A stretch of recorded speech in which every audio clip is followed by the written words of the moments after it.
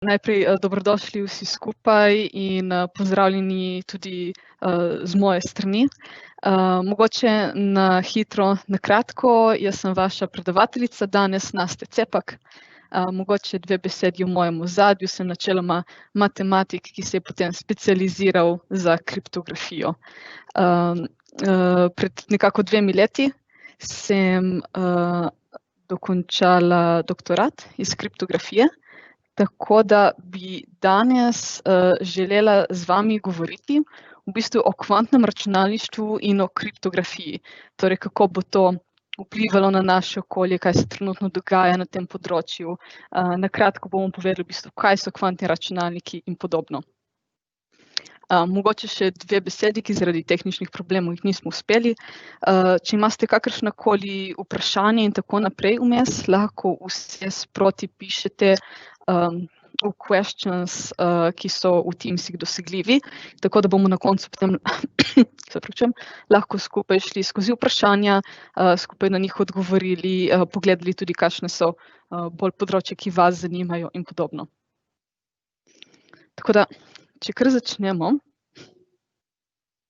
Najprej 2 besedi o tem, v bistvu, kaj so kvantni računalniki. Tukaj se res ne bom spuščala v podrobnosti o tem, kako delujejo in podobno. O njih smo slišali že dosti. Naša glavna tema danes bo v bistvu varnost in kriptografija. Ampak na hitro. Kvantni računalniki v bistvu izkoriščajo določene kvantne procese in kvantno fiziko in so specializirani za reševanje zelo specifičnih problemov, ponavadi takih, ki temeljijo na verjetnosti, na probability, torej verjetnosti, ki jih danes tudi najhitrejši superračunalniki, kot jih poznamo, ne bi mogli rešiti v nekem razumnem času. Njihova uporabnost je zelo velika na področju kemije, fizike, matematike, kjerkoli rešujemo take pomembne in velike in računalniško zelo zmogljive probleme. Kaj se trenutno dogaja v industriji glede tega, poznamo že zdaj, verjetno ste tudi vi že slišali za številne velike korporacije, ki se zelo, zelo aktivno ukvarjajo z razvojem kvantnih računalnikov, z njihovo izboljšavo, optimizacijo, z iskanjem načina, kako imeti večje število bolj stabilnih qubitov in podobno. Vsi smo že slišali za Google, kako je pred letom oznanil svojo kvantno nadvlado, IBM je spodbijal to, Microsoft se že leta ukvarja s tem področjem, prav tako D-Wave, ki je bil tudi eden prvih, ki je nudil nekako na trgu ne ravno kvantne računalnike, ampak računalnike, ki v svojem delovanju uporabljajo tudi določene kvantne principe. Letos, ravno pred 2 meseci, pa je kar naenkrat nenapovedano v bistvu na ta trg prišel tudi Honeywell, ki se prej sploh ni izpostavljal na tem področju in je kar naenkrat prišel in predstavil kvantni računalnik, ki je po določenih izračunih in po določenih normah v bistvu najzmogljivejši kvantni računalnik, kar smo jih do zdaj sploh spoznali. Preden začnemo bolj podrobno temu, pa bi v bistvu želela z vami iti skozi, kakšne so v bistvu bistvene razlike med računalniki, kot jih danes poznamo, kot jih danes uporabljamo, in med kvantnimi računalniki. Namreč njihovo obnašanje je zelo fundamentalno različno. Tako da naša intuicija, ki jo imamo danes glede tega, česa naj bi bil sposoben klasični računalnik in kako naj bi se obnašal, ni več veljavna in ne moremo je več uporabiti pri uporabi kvantnih računalnikov in pri njihovem razumevanju. Tako da, najbolj osnovna in očitna razlika. Klasični računalniki uporabljajo klasične bite, kot jih poznamo. Kvantni uporabljajo qubite. Ko rečemo klasični bit, s tem mislimo na tradicionalni bit, ki lahko zavzema vrednost ali 0 ali 1. Torej, če imamo na primer 2 bita, koliko informacij lahko zakodiramo v teh 2 bitih? Lahko zakodiramo točno 4 možne vrednosti. 0, 0, 0, 1, 1, 0, 1, 1. to je to. Več kot to ne moremo dati v 2 bita. Qubiti, po drugi strani, imajo zelo drugačno obnašanje. Ko govorimo o vrednosti, ki jo lahko zavzame en qubit, je ta vrednost lahko 0, lahko je 1, lahko pa zavzame neskončno mnogo superpozicij, ki so kombinacija teh 2 vrednosti. Tako da, ko govorimo o 2 qubitih in o tem, koliko različnih informacij lahko shranimo v 2 qubita, lahko v bistvu v njih shranimo katerekoli superpozicijo 4 vrednosti, ki smo jih prej omenili, torej 0, 0, 0, 1, 1, 0, 1, 1. In lahko v bistvu neskončno mnogo kombinacij teh 4 superpozicij shranimo. Tako da že tukaj vidimo zelo fundamentalne razlike v obnašanju. Naprej, ko pogledamo, kako smo mi navajeni, da se nek tradicionalen izračun na našem računalniku zaključi.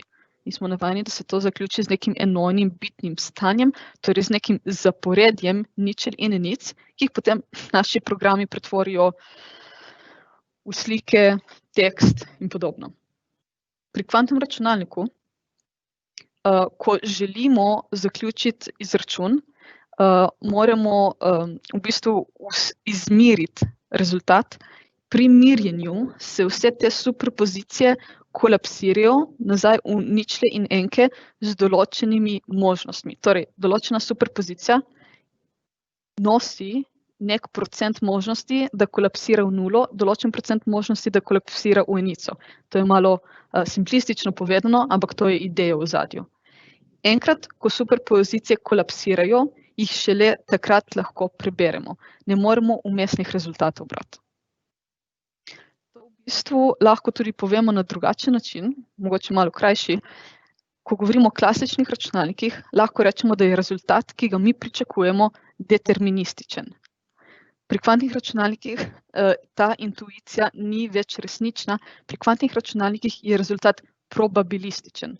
Torej, če na kvantnem računalniku en in isti izračun zaženemo 10-krat, lahko dobimo različne rezultate. Je odvisno od verjetnosti v ozadju, kakšen rezultat bomo dobili s kako visoko verjetnostjo. Tako da to nas v bistvu nekako lepo vodi v neke razmisleke o, če se kvantni računalniki obnašajo tako fundamentalno drugače, kot smo mi navajeni in pričakujemo, kakšni v bistvu miti lahko potem so skonstruirane okoli tega kvantnega računalništva, ki jih ne razumemo ravno najboljše. Eno od glavnih vprašanj, ki jih v bistvu pogosto dobivamo, kdaj bodo kvantni računalniki zamenjali klasične računalnike. Boljše vprašanje bi seveda bilo, kaj sploh bojo kvantni računalniki dejansko zamenjali klasične. In odgovor je v bistvu najbrž ne, ravno zaradi tega zelo fundamentalno različnih obnašanj. Tradicionalne računalnike bomo lahko še vedno uporabljali za številne vsakodnevne potrebe, ki jih imamo. Kvantni računalniki so dosti bolj primerni za te pomembne in kompleksne izračune, ki so namenjeni fiziki, tudi kriptografiji, kemiji in podobnemu. Tako da je tega odgovor najbrž ne. Drugo pogosto vprašanje, kaj smo že dosegli kvantno nadvlado in v bistvu kaj naj bi sploh pomenila v tem primeru kvantna nadvlada, koliko imamo sploh qubitov in podobno. Kot smo prej rekli, verjetno se spomnite, pred približno 1 letom je Google objavil članek in uradno oznanil, da so uspeli doseči kvantno nadvlado, zaradi tega, ker so uspeli določen izračun, za katerega bi sicer tradicionalni računalniki potrebovali tisoče let, so ga uspeli izračunati v dosti krajšem obvladljivem času. IBM je seveda pri priči objavil svoj članek, ko se s tem niso strinjali, so povedali, da je to zelo specifičen izračun in druge razloge navajali. Tako da, kako je s kvantno nadvlado, ne bi verjetno mogli reči, da smo jo ravno že dosegli, ampak definitivno se razvoj zelo hitro premika v to smer. Mogoče za občutek, IBM je pred kratkim objavil novice, da pričakujejo, da bodo nekako do leta 2021-2022 že razvili kvantni računalnik s preko 300, preko 400 qubitov in zelo hitro napovedujejo tudi kvantni računalnik s 1000 qubiti. To so pa že zelo resne številke, ki lahko tudi resno vplivajo na našo varnost, ampak o tem mogoče malo kasneje. Potem, kaj je morda že možno kvantni računalnik kupiti, torej kaj so že komercialno dosegljivi. No, kvantni računalniki kot taki niso trenutno še komercialno dosegljivi. D-Wave pa na primer prodaja in ponuja računalnike, ki uporabljajo v svojih izračunih določene kvantne principe in postopke, to je res. Vidimo tudi vedno več kvantnih simulatorjev, ki so dosegljivi neki splošni javnosti oziroma ki se jih da kupiti. Torej, vi ne boste dejansko kupili kvantnega računalnika, obstajajo pa podjetja, ki imajo nekaj dejanskih fizičnih qubitov pri sebi in vam nudijo možnost, da se preko oblaka povežete in, če imate pripravljene kvantne programe, jih zaženete v njihovih simulatorjih in celo tudi na dejanskih qubitih. Tako da spet, prvi modeli bojo verjetno kmalu dosegljivi, simulatorji in določeno možnosti najetja v bistvu qubitov so v bistvu že tukaj.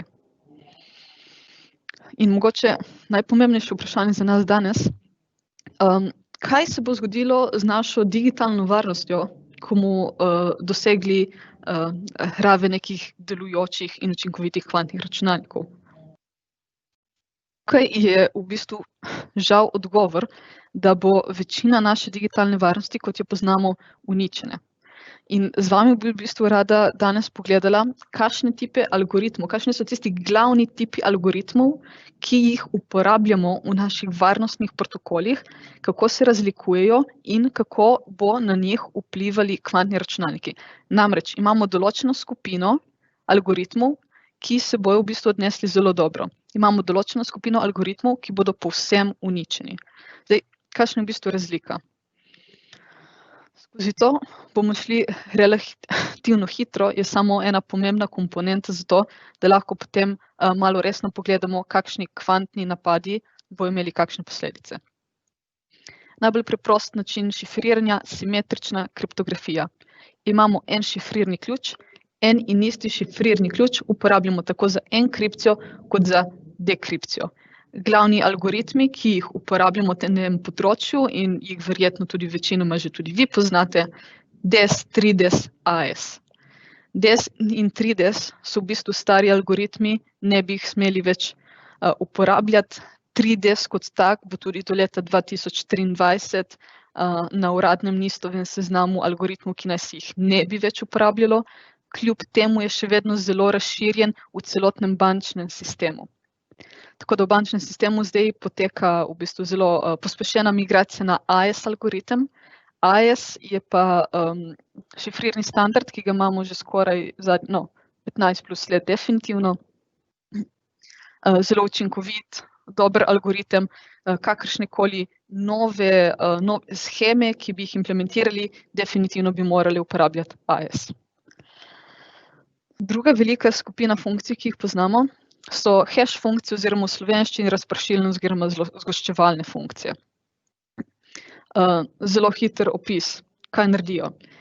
Za input, torej za vhodne podatke, lahko dobijo tako rekoč karkoli. Video, sliko, tekst, dokument, karkoli in vse to zgostijo v lahko rečemo kot nek prstni odtis oziroma neko združeno informacijo, zgoščeno informacijo o teh vhodnih podatkih. Output je za fiksno hash funkcijo vedno fiksne dolžine. Ena od glavnih lastnosti nekih kriptografskih razpršilnih funkcij je, da tudi če torej vhodne podatke modificiramo čisto malo, je dovolj, da en bit spremenimo iz nule v enico, izhodni podatek, torej vrednost te hash funkcije se mora povsem spremeniti. Tukaj je taka malo zabavna slika prikazana, mački smo vzeli samo en whisker, samo en brkec in vrednost pripadajoče hash funkcije se je povsem spremenila. To je eden od najbolj osnovnih zahtev za dobre in varne kriptografske hash funkcije. Hash funkcije, ki jih najpogosteje srečujemo v praksi. MD5, SHA-1, SHA-2, SHA-3, torej celotna SHA skupina. Od tega so MD5 in SHA-1 že izkazali ranljivosti do te mere, da jih ne bi smeli več uporabljati v praksi.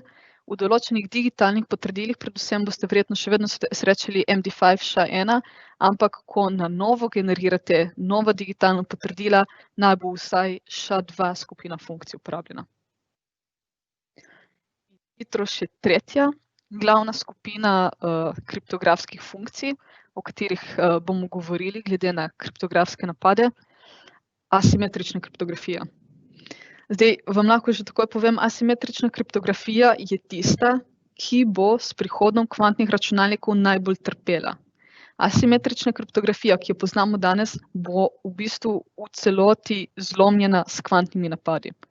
Tako da, kaj sploh je to? Če smo pri simetrični kriptografiji imeli samo en šifrirni ključ, imamo pri asimetrični kriptografiji par šifrirnih ključev, ki je nekako logično, matematično povezani, dogovarja eden drugemu. Imamo javni ključ in imamo zasebni ključ. Tisto, kar zašifriramo z javnim ključem, lahko dešifriramo z zasebnim ključem. Tisto, kar zašifriramo z zasebnim, lahko dešifriramo z javnim. Torej, vidite, da je tukaj drugačna logika, kot jo uporabljamo pri simetrični kriptografiji.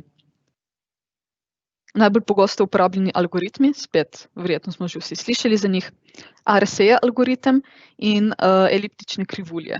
Oba sta še zelo dobra, delujoča, edino pri RSA-ju vemo, da ne bi več uporabljali ključev dolžine manj kot 2048. Srečujemo še vedno 1000 in toliko dolžine RSA, ampak spet za neke nove funkcionalnosti tega naj ne bi uporabljali. Glede na to, da je to skupina algoritmov, ki bojo najhitreje oziroma ki bojo takoj zlomljeni, bi mogoče samo 2 besedi rekla o tem, na kakšnem problemu ta 2 algoritma v bistvu temeljita, da razumemo, kakšen tip problema bojo kvantni računalniki v bistvu zlomili. RSA, na primer, je starejši algoritem kot pa eliptične krivulje, nastal oziroma prvič definiran je bil leta 1977 in na slikici lahko vidite njegove 3 kreatorje. Celoten problem, na katerem temelji RSA, sloni na praštevilih. Sloni na dejstvu, da je množenje 2 praštevil zelo enostavno in hitro. Imamo 3, imamo 5, zmnožimo, dobimo 15. To je primer na majhnih, ampak tudi, ko govorimo o velikih praštevilih, je množenje hitro. Zdaj, faktorizacija danega zelo velikega zmnožka nazaj na njegove prafaktorje pa je izjemno težek problem, ki ga s klasičnimi računalniki ne znamo rešiti v doglednem času. In na tem problemu sloni RSA. Za eliptične krivulje je problem rahlo drugačen. Imamo eliptično krivuljo, na njej definiramo seštevanje 2 točk na zelo specifičen način, tukaj je rahlo prikazan. Kar je prikazano na slikah, je v bistvu seštevanje točk P in Q po stopnjah in na koncu dobimo točko R kot seštevek P-ja in Q-ja. Seštevanje teh 2 točk je računalniško zelo enostavno in hitro. Zdaj, če pa imamo dano samo točko Q, za katero vemo, da je nekajkratnik točke P, zavrteti nazaj to operacijo množenja in najti N, je pa izjemno težek problem, na katerem slonijo vse eliptične krivulje. Tako da, ko približno razumemo zdaj in vemo, na kakšnih problemih temelji, dajmo pogledati, kako bojo naši kvantni napadi vplivali na varnost, kot jo poznamo zdaj. Vidimo, mogoče laser pointer bo dosti bolj enostavno. Tako. Vidimo asimetrično kriptografijo, glavne algoritme skupaj z glavnimi dolžinami ključev, ki jih uporabljamo, in koliko bitov varnosti to tradicionalno nam prinese, torej RSA 2000, 112, 128 in potem litične krivulje 128, 256. To so nivoji varnosti, kot jih poznamo in uporabljamo danes. Poznamo Shorjev algoritem. To je kvantni algoritem. In preko tega algoritma in preko Shorjevega napada lahko zlomimo RSA, zaradi tega, ker Shorjev algoritem je zmožen zelo hitre in učinkovite faktorizacije velikih števil, torej zlomi RSA. Hkrati reši problem diskretnega algoritma. Problem diskretnega algoritma reši problem, na katerem temeljijo vse eliptične krivulje. Kar pomeni, da s prihodom kvantnih računalnikov je varnost celotne asimetrične kriptografije, ki jo danes uporabljamo, reducirana na ničlo. Povsem zlomljeno je. Simetrična kriptografija se tukaj odreže boljše. Tukaj so biti varnosti za AES, ki je v bistvu najboljši algoritem, ki ga imamo, AES 128, AES 256. Kaj se zgodi v tem primeru pri številu bitov varnosti? Poznamo Groverjev algoritem. Groverjev algoritem prepolovi število bitov varnosti za simetrične šifre in tudi za hash funkcije. Zaradi tega sem poprej tudi omenjala hash funkcije. Tudi število bitov varnosti hash funkcij je z Groverjevim algoritmom prepolovljeno. 256 je reducirano na 128, 128 na 56. Zakaj je 56 število napisano z rdečo barvo? Danes premorejo že naši klasični računalniki dovolj računske moči, da smo sposobni 56 bitov varnosti zlomiti že z brute force napadom. Zaradi tega zahtevamo za naše algoritme minimalno 112 bitov varnosti, da lahko rečemo, da je v našem trenutnem digitalnem svetu algoritem varen. AES 128 s prihodom kvantnih računalnikov ne bo več odporen na brute force napad. AES 256 je v bistvu edini široko implementiran kriptografski algoritem, ki lahko zdaj v tej sekundi preživi napad polno delujočega kvantnega računalnika. 128 bitov varnosti bo še vedno varno. Zaradi tega je v bistvu AES 256 edini in prvi algoritem, ki ga je NSA uradno odobrila za šifriranje top secret dokumentov. Tako, zdaj sem vam v bistvu povedala, kaj vse bomo izgubili s prihodom polno delujočih kvantnih računalnikov, ki imajo lahko po 1000-2000 stabilnih qubitov. To je bil v bistvu teoretični del. Vse nas zanima tudi praktični del. Ok, izgubili bomo asimetrično kriptografijo, v redu, ampak kaj to za nas pomeni v praksi, na kaj to v bistvu vpliva? Torej, kje uporabljamo asimetrično kriptografijo? Vsi poznamo digitalne certifikate. Uporabljamo jih za autentikacijo za kakšno online banko, e-davke in podobno. Vsi uporabljamo elektronske podpise, mogoče uporabljamo podpisovanje mailov. Ko že na primer na tem klicu v ozadju tečejo določeni protokoli, za katere so bili najprej šifrirni ključi izmenjani z asimetrično kriptografijo. Na primer, mogoče poznate tudi Diffie-Hellman algoritem za izmenjavo ključev. Diffie-Hellman prav tako temelji na asimetrični kriptografiji, Diffie-Hellman key exchange bo prav tako zlomljen. Izgubimo v bistvu vse procese, pri katerih fizičnim osebam, napravam, serverjem, procesom dajemo identiteto preko asimetrične kriptografije. Torej, vsi, ki se autenticirajo s nekimi digitalnimi certifikati. Vse to bo zlomljeno. Ko greste na spletno stran in vam reče digitalni certifikat je potekel. Tukaj vidimo povsod neko uporabo teh certifikatov v ozadju. Pomembna informacija, blockchain.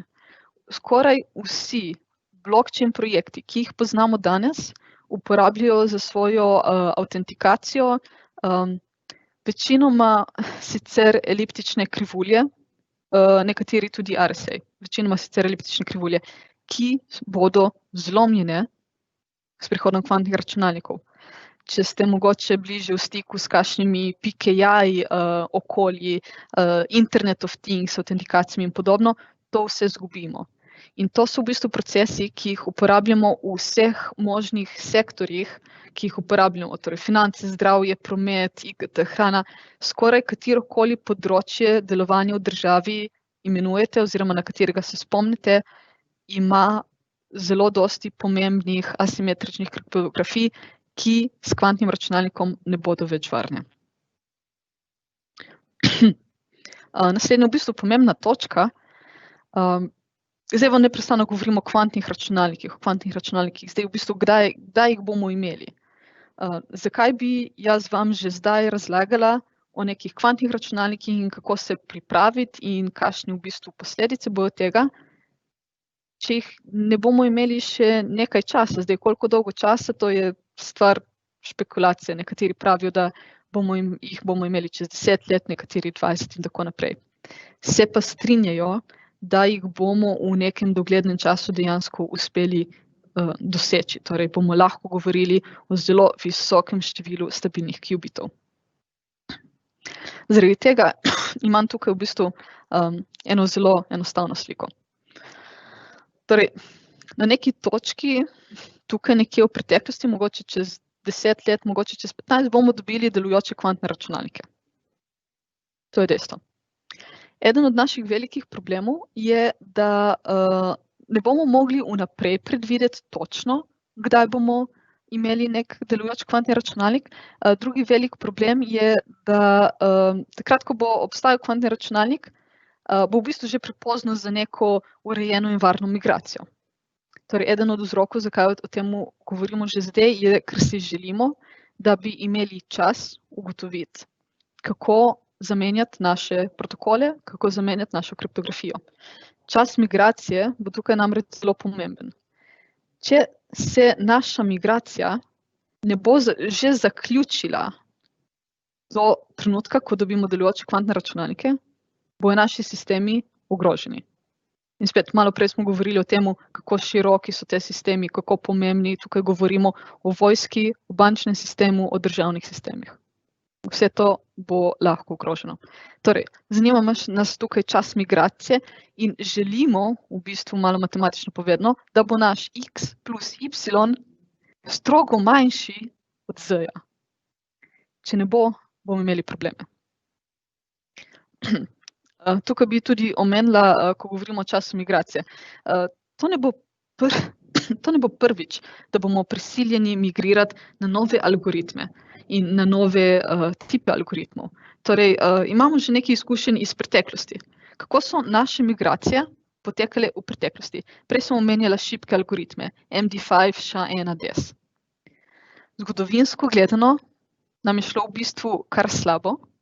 3DS je še vedno v obtoku in se uporablja v bančnem sektorju, kljub temu, da vemo, da je ranljiv.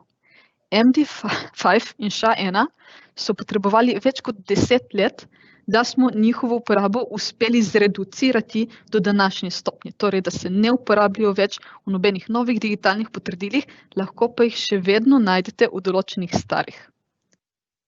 Pričakovati, in to je bila zamenjava samo posameznih manjših delov. Zamenjava asimetrične kriptografije kot take je dosti obsežnejša.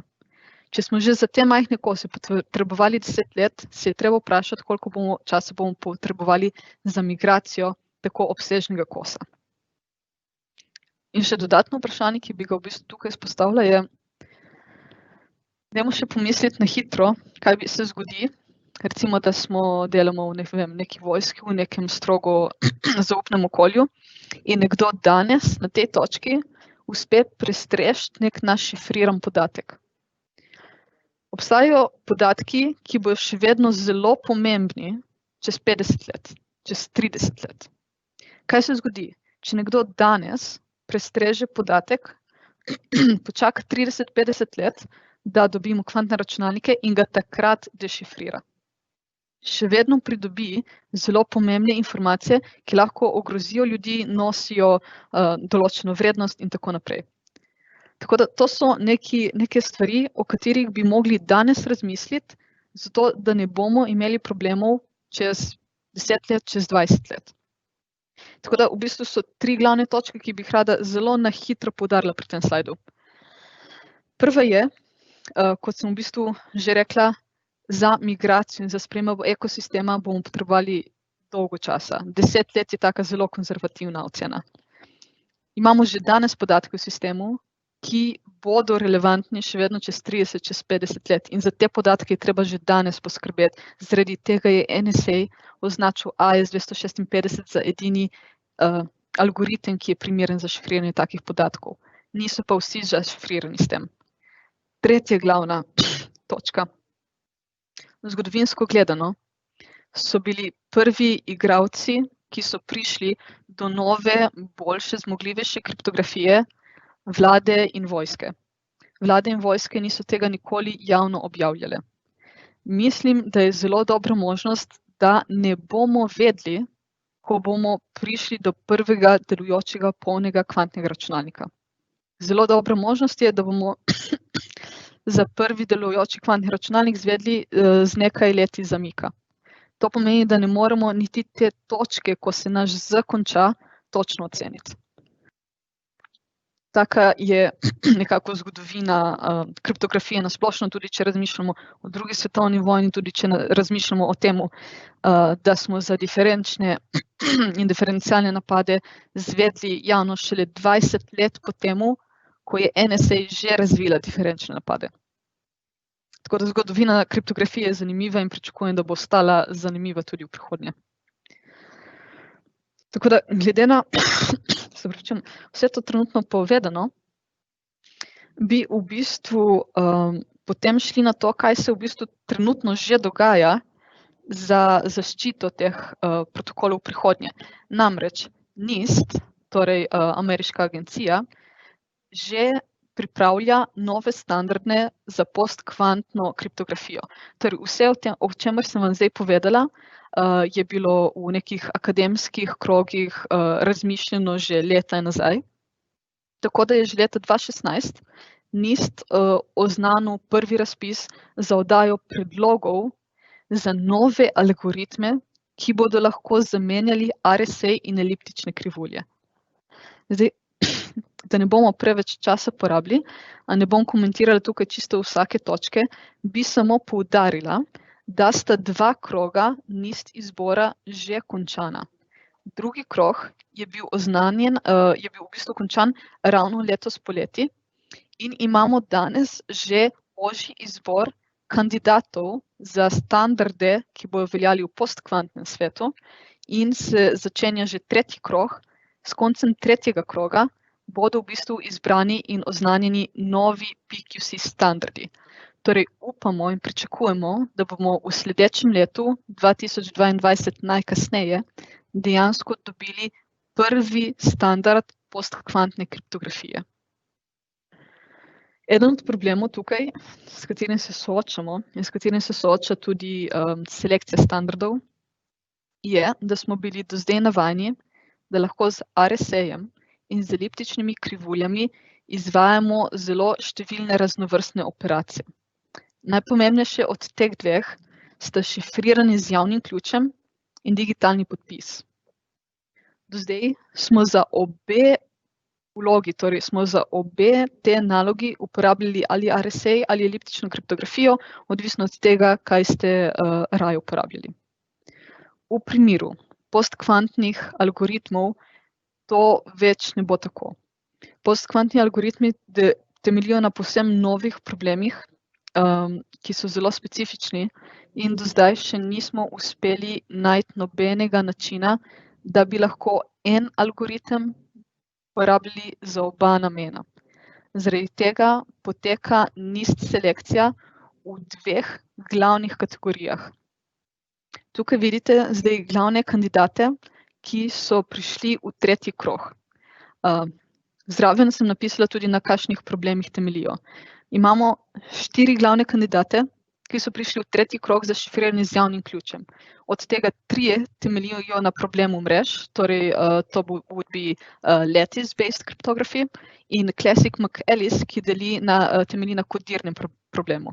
Kodirni problemi so tradicionalno starejši problemi, ki smo jih poznali že v 70. letih, ampak zaradi slabšega performansa jih nismo uporabili. RSA in eliptične krivulje so bile dosti bolj efektivne, zaradi tega algoritmov kot na primer Classic McElice nismo do zdaj uporabljali. V postkvantni kriptografiji pa bomo prisiljeni uporabiti te algoritme. Podobno je pri digitalnih podpisih. Imamo 2 algoritma, ki temeljita na problemih mrež, torej lattice, in enega, ki temelji na multivariabilnih problemih. Zaradi zelo velike prisotnosti uporabe problemov mrež pričakujemo, in je NIST do neke mere tudi že napovedal, da bo zelo veliko verjetnostjo Classic McElice in Rainbow bosta oba sprejeta kot standarda, poleg še nekih dodatnih problemov, ki bodo temeljili na problemih mrež. Torej že danes lahko rečemo z določeno mero verjetnosti, da bosta Classic McElice in Rainbow v roku 2 let postala ena izmed PQC standardov, vsak za svojo vlogo. Poleg tega bomo dobili še določene probleme mrež. Poleg teh 7 kandidatov je NIST v tretji krog poslal kot določene alternativne kandidate še nekaj drugih algoritmov, spet tukaj so našteti, predvsem zaradi tega, ker si želijo, da bi uspeli diverzificirati probleme, na katerih bi bazirali v bistvu nov ekosistem, nove družine naših algoritmov. Videli smo, RSA in ECC sta temeljila na povsem drugačnih problemih. Kljub temu se je paradigma zamenjala, začeli smo govoriti o kvantnih računalnikih in oba algoritma smo hkrati izgubili oziroma jih bomo hkrati izgubili. Želimo si, da se pri novih PQC algoritmih to ne bi zgodilo. Zaradi tega je za nas trenutno pomembno, da bi kot algoritme uspeli sprejeti oziroma kot standarde uspeli sprejeti nekaj, ki temelji na problemu mrež, nekaj na kodirnemu, zaradi tega je tudi Sike šla naprej. Vidite lahko, da je edini od kandidatov trenutno, ki temelji na izogeniji eliptičnih krivulj. Tako da tukaj nas v bistvu čaka še dosti dela, upamo pa, da v enem letu, maksimalno 2, bomo imeli prve standarde.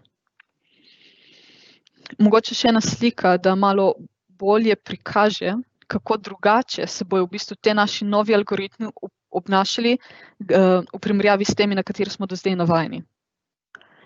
Tukaj imamo eno lepo sliko.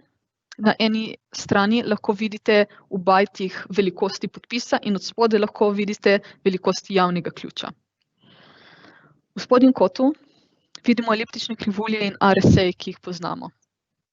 Obe za zelo lepo varnost imata v bistvu zelo majhen podpis in zelo majhno velikost ključa.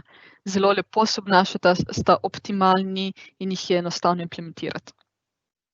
Če primerjate to z algoritmi, ki so trenutno v postopku standardizacije, vidite, da imajo ali zelo velike ključe ali pa imajo zelo velike velikosti podpisov. Torej, že preko tega lahko vidimo, da imajo novi standardi zelo različne lastnosti od algoritmov, na katere smo trenutno navajeni.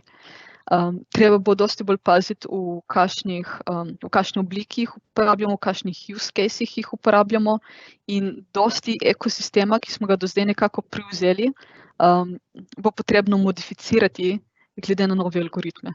To so neki glavnih izzivov, v bistvu, ki nas čakajo v prihodnje glede integracije novih standardov v sisteme, ki jih bomo imeli. In to nas v bistvu nekako čaka v prihodnje. Mogoče čisto na kratko, to je na primer ena kratka knjigica, ki lepo tudi predstavi določene probleme, ki jih lahko srečamo pri postkvantni kriptografiji, določene algoritme, ki jih bomo lahko uporabljali in podobno.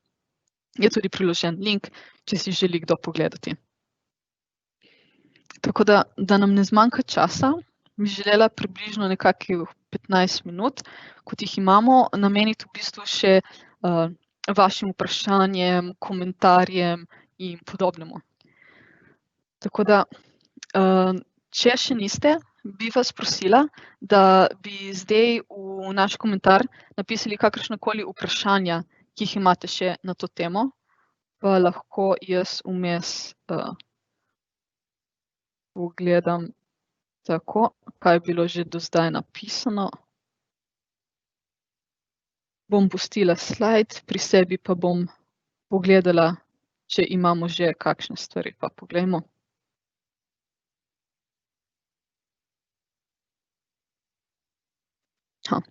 Eden je bil, ali lahko date kak laično razložen praktični primer, zakaj uporabiti kvantni računalnik?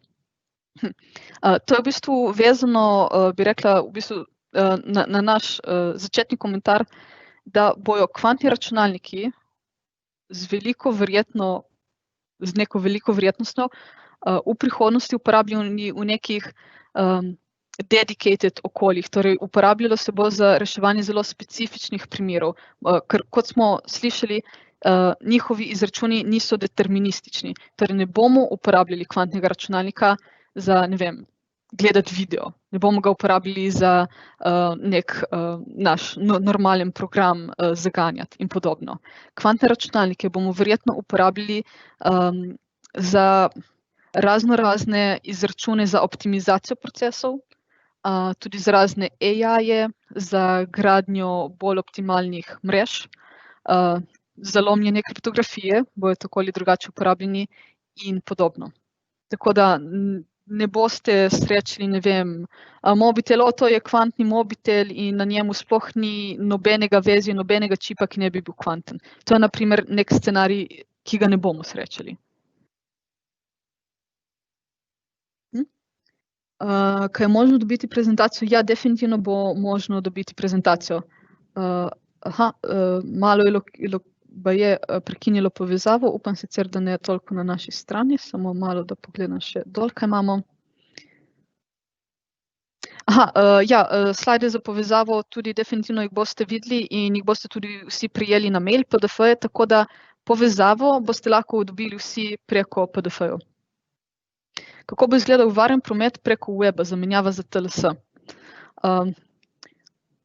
Dobro vprašanje. Za TLS bi v bistvu mogli zamenjati Diffie-Hellman key exchange algoritem. Pričakujem, da se bo to zamenjalo z enim od kandidatov za podpis z javnim ključem. Za digitalno podpisovanje ga niti ne bi potrebovali. Tako da zaenkrat bomo verjetno, recimo v roku enih 10 let, 15 let, lahko pričakujemo, da se bojo algoritmi, ki bojo potekali v ozadju, spremenilo. Kaj pa plusi novih algoritmov, na primer homomorfna enkripcija, kaj prinaša varnost obdelave podatkov v javnih oblakih? Homomorfna enkripcija je zelo zanimivo področje šifriranja, ampak ni neposredno vezana na kvantno kriptografijo. Eden od problemov homomorfne enkripcije je tudi ta, da trenutno nimamo še algoritma, ki bi homomorfno enkripcijo bil sposoben efektivno implementirati. Torej, vsi izračuni, ki jih trenutno poznamo s homomorfno enkripcijo, so relativno počasni. Mogoče za kakšne dodatne informacije glede homomorfne enkripcije nas lahko mogoče kar posebej kontaktirate, ker je v bistvu zelo zanimivo področje, ampak malo ločeno od kvantne kriptografije. Tako da z veseljem bi ga pa obdelali tudi kdaj drugič. Se pravi, PKI ekosistem ostaja, samo šifriranje se bo spremenilo. To pomeni za agencije novih HSM. Tako je, glede PKI sistema. PKI sistemi, kot so postavljeni danes, temeljijo ali na RSA ali na eliptičnih krivuljah. Trenutno že obstajajo določeni testni PKI sistemi, ki so sposobni izdajati digitalna potrdila, ki hkrati podpirajo tradicionalen RSA in nekatere izmed PQC algoritmov, ki so trenutno v procesu standardizacije. Ne vemo pa, če bojo dejansko vklopljeni kot finalni standardi ali ne. Za trenutno PKI sisteme, ki tega ne podpirajo že vzporedno, bi v bistvu pomenilo, da bi se PKI sistem mogel postaviti na novo. Namreč, dajmo se zapomniti, PKI sistem temelji na root CA-ju. Odvisno od tega, katere algoritme podpira vaš root CA, torej digitalno potrdilo, s katero izhaja vsa varnost PKI-ja, odvisno od tega je, kaj bo podpirali pač tudi vaš celoten sistem. Večina PKI-jev bo morala biti postavljena na novo. Tukaj omenjate tudi HSM, super, mogoče na kratko HSM je Hardware Security Module, v katerem tradicionalno shranjujemo pomembne ključe za naš sistem, torej večinoma šifrirane ključe, private keys in podobno. Definitivno v njega shranjujemo tudi ta root CA-je, ki so izvor varnosti za PKI. Fizično morda, seveda odvisno od tega, kdaj bomo prišli na nove algoritme, fizično mogoče HSM niti ne bo potrebno zamenjati, čeprav ja, vezani so na firmware. Potreben bo HSM firmware, ki podpira postkvantne algoritme. Taki HSM-ji že obstajajo, možno je dobiti tudi že njihove simulatorje. Naprimer, mogoče, če poznate UTMakovo, naprimer, to je bilo zelo specifično vprašanje, oni imajo QSafe. Tako se imenuje model HSM-ja, ki podpira postkvantne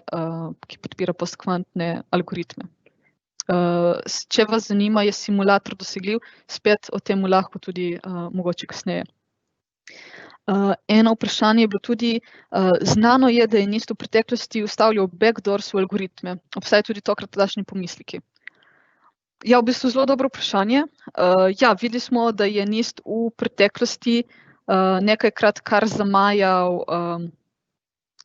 varnost določenih algoritmov. Videli smo, kaj so naredili z DES-om v 70-ih, obstajalo določenimi dvomi za eliptične krivulje in pač NIST krivulje. Trenutno pri PQC zboru takih pomislekov v neki kriptografski skupnosti še ni bilo.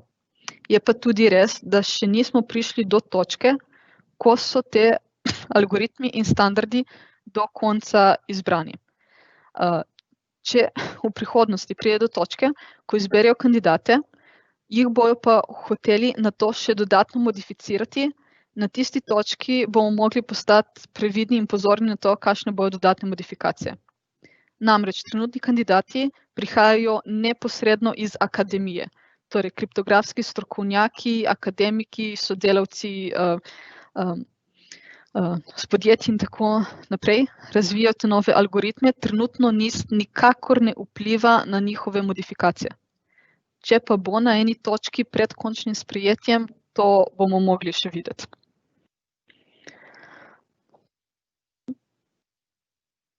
Glede na napoved, da bi čez 2 leti lahko imeli kvantni računalnik z več 100 qubiti, ali je napoved 10+ let za delujoč kvantni računalnik povezana s problemom stabilizacije delovanja. Ja, definitivno tudi to je zelo dosti elementov, ki vplivajo na to, koliko stabilen in hiter bo kvantni računalnik. Spet, mogoče nisem najboljši naslov za to, vem samo, da je to področje zelo kompleksno, od tega, kakšni tipe qubitov uporabljate. Honeywell, na primer, uporablja povsem nove tipe qubitov, ki poprej sploh niso bili uporabljeni, zaradi tega je že samo z 10 qubiti uspel doseči dosti boljši performance, kot pa na primer IBM ali Google z drugačnimi tipi qubitov in dosti večjim številom, več kot 5-krat več qubitov, ampak še vedno slabši performance od Honeywella. Tako da to je zelo pomembno področje, ampak da bi se res spuščali v podrobnost, trenutno je mogoče. Računalniki odkriptirali trenutni internetni promet, če si ga nekam shranjujejo. Ja, definitivno. Če nekdo zdaj to sekundo ustvarja ogromno neko zalogo vsega internetnega prometa, kot na primer vemo, da nekatere korporacije in države dejansko delajo, tukaj govorimo o neverjetnih skladiščih, namenjenih ekskluzivno zbiranju internetnega prometa, mailov in podobno. Ja, ko dobijo kvantni računalnik, bojo sposobni dešifrirati ves promet, ki ga na primer lahko trenutno prestrežejo, razen informacij, ki so zašifrirane za AES-256 in v primeru, da določene derivacije, temeljijo še na določenih hash funkcijah, ki so dovolj dolge, da jih še vedno ne bi bilo mogoče razbiti. Na kratko je odgovor ja, definitivno. Mogoče, sicer počasi nam bo zmanjkalo časa, ampak mogoče še kaj to pomeni za varnost blockchaina. Ja, to je tudi zanimivo vprašanje. Glede blockchaina v bistvu obstaja več nivojev, na katerem lahko o tem govorimo. Kaj govorimo o proof of work? Proof of work na blockchainu bo ostal varen, zaradi tega, ker temelji na hash funkcijah. Lahko spremenijo tipe hash funkcij, lahko podaljšajo zahtevano vrednost, ampak načeloma proof of work ostaja varen. Kar se tiče avtentikacije uporabnikov, večinoma je tukaj uporabljena eliptične krivulje. Stari načini derivacije ključev za avtentikacijo bojo ogroženi. Torej, neki stari akaunti, ki niso bili posodobljeni, bojo tukaj absolutno ranljivi in njihovi ključi se bo dalo jih razbiti. Večina novejših transakcij in večina novejših denarnic je v bistvu so zgrajeni na principu te hierarhične, deterministične denarnice. Tukaj je derivacija ključev izvedena na tak način, da so noter tudi hash funkcije in komponente, ki jih ne bo tako enostavno reversati s kvantnim računalnikom. Tako da delno bo razbit tudi ta sistem, ampak bo tukaj že vprašanje tega, koliko hitro lahko kvantni računalnik razbije določeno transakcijo. Namreč v trenutnem sistemu je en ključ, torej en šifrirni private key, uporabljen za podpis ene transakcije samo enkrat. Če vam uspe to transakcijo razbiti, preden je zapisana na blockchain, potem je napadalec zmagal.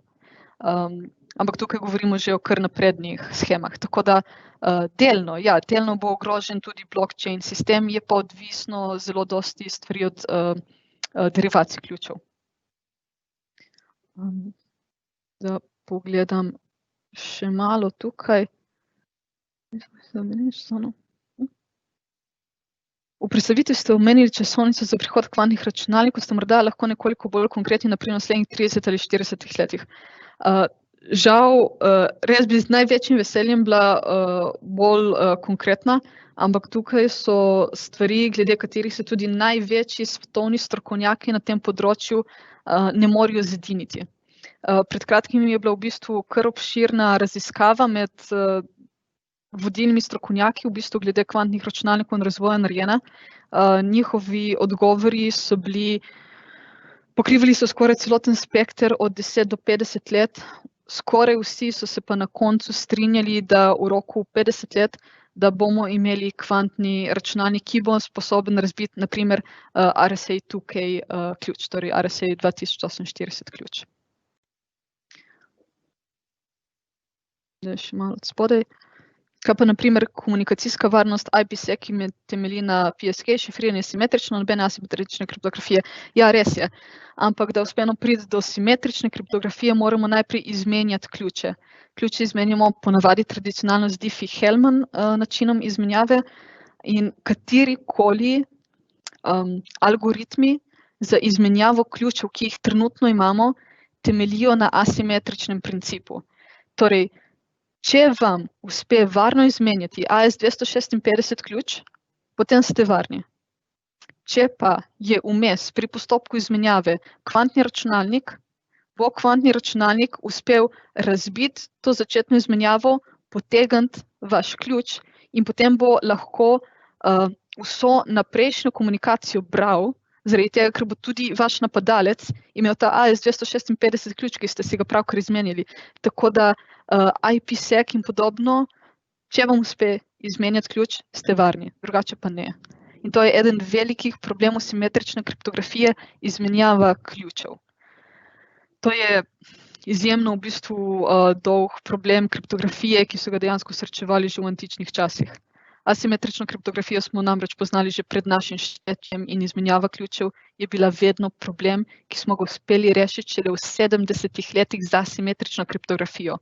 Zdaj pa jo bomo s kvantnimi računalniki potencialno izgubili. Tako da vidite, da je to v bistvu zelo dolg problem, ki smo ga reševali v bistvu na en način že tisočletje in zdaj ga bomo ponovno morali. Se mi zdi, da smo šli že malo čez čas. Tako da jaz bi se vam res najlepše zahvalila za vaše vprašanja in vašo prisotnost. Rada bi se zahvalila tudi IGZS-ju, ki je nekako spravil vse skupaj. Upam, da je bilo to za vas zanimivo, in če imate kakršnakoli še dodatna vprašanja, komentarje in podobno, mi smo tukaj in dosegljivi. Tudi strani IGZS-ja zahvala vsemu, vse skupaj je bilo speljano v sklopu tudi IKT HM-ja, tako da upam, da bomo to uspeli čim prej urediti. Tako da res najlepša hvala in lep vikend vsem.